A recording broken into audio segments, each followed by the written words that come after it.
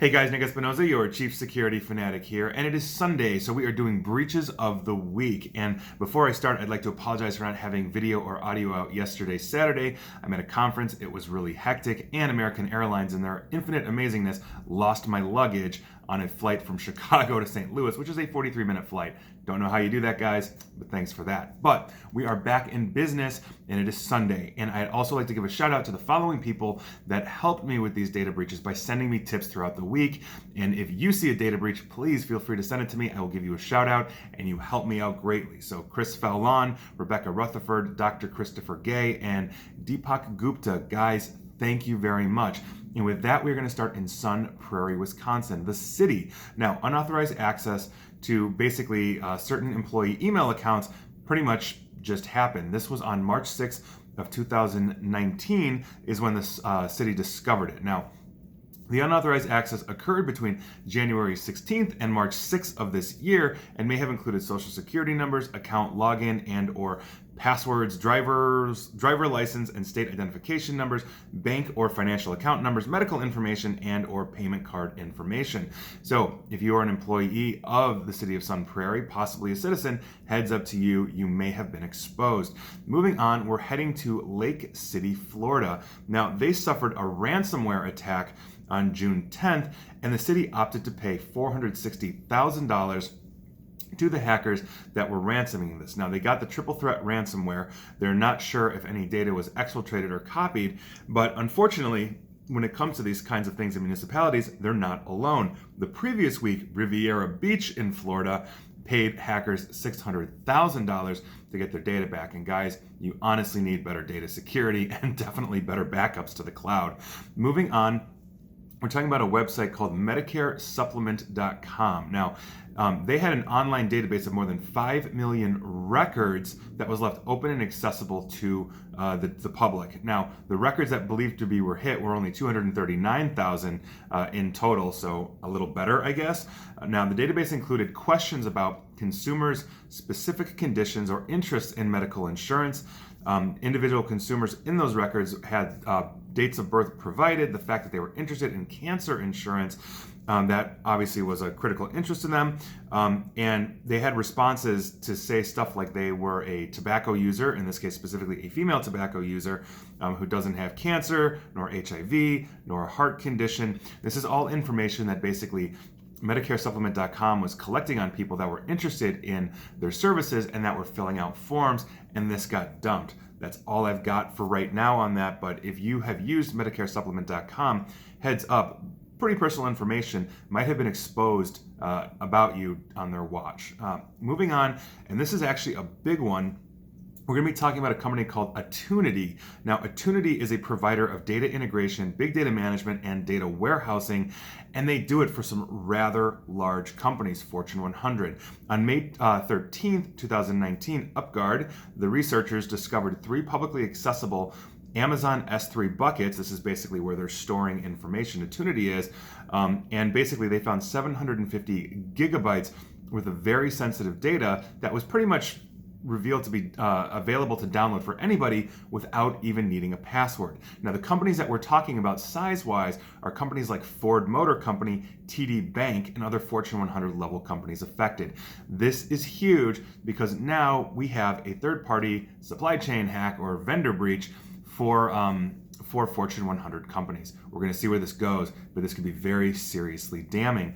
Moving on, we're going to be talking about IT provider PCM.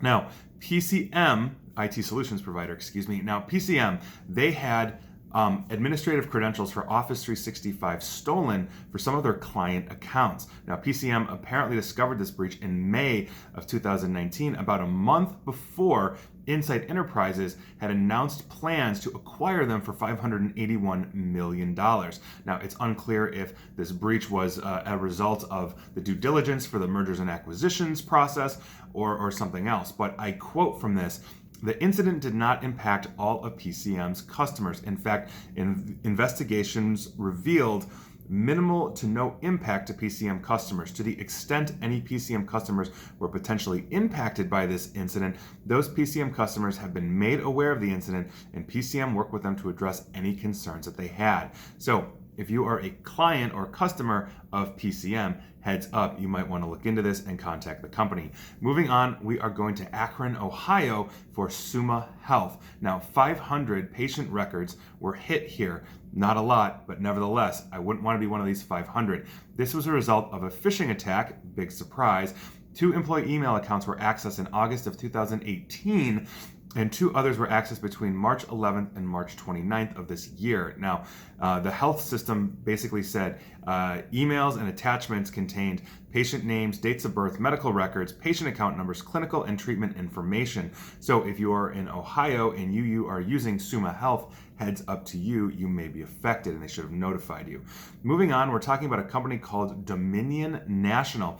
They are a dental and vision insurance provider, as well as an administrator of benefits.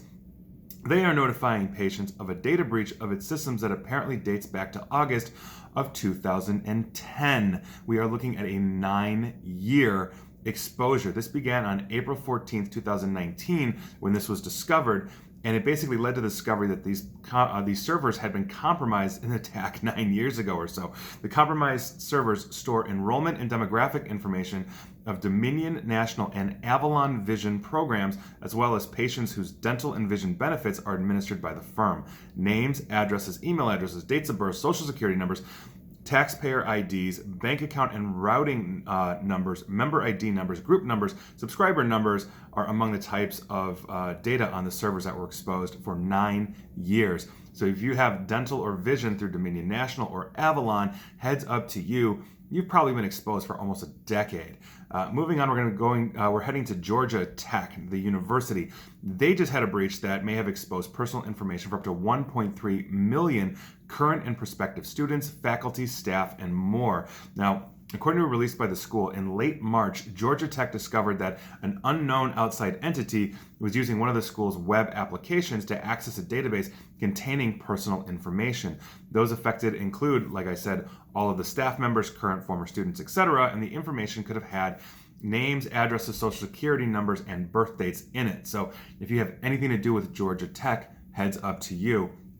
Moving on, we're keeping in the United States and going to Mishawaka, Indiana, and talking about Franciscan Health. Now, an internal investigation found that one of its employees accessed protected health information on 2,200 patients without a business reason. And if you are in HIPAA and medical, you have to have a use case or a reason to access patients' records. You can't just go in and look at stuff, and that's what this individual or this employee did. Now, Franciscan said the vast majority of the affected medical records was limited to demographic information such as name, address, email address, date of birth, phone number, gender, race, race/ethnicity, the last 4 digits of social security numbers, and medical record numbers. So obviously they looked at nothing. Okay, now other records were accessed that included clinical data such as lab results, medications, driver's license numbers, emergency contact information, and insurance claim forms. So if you have anything to do with Franciscan Health out of Indiana, heads up to you. Moving on, we're actually heading to Kenya, and now there is a company out there called Safaricom. They just attested to a breach that affected 11.5 million customers and revealed personal information including identity and passport numbers, gender, age, and interestingly enough, sports betting history. Apparently, you can bet with Safaricom. Now, this breach came to light after one of their customers was approached by a Safaricom employee who was in possession of the data and apparently tried to bribe this guy in some way, shape, or form. The employee was arrested along with another employee and charged with attempted bribery and interfering with company data.